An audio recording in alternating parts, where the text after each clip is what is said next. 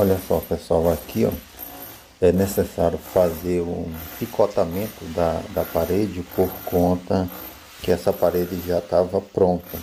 E outra, aqui a gente vai colocar o porcelanato nessa parede, uma peça única de 2,40 por 1,20.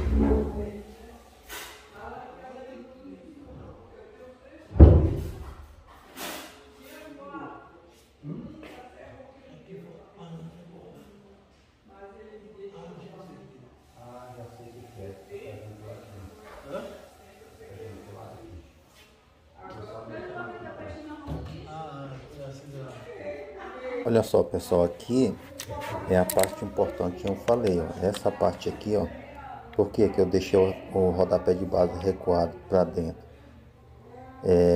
2 centímetros, exatamente para dar a altura do rodapé de base.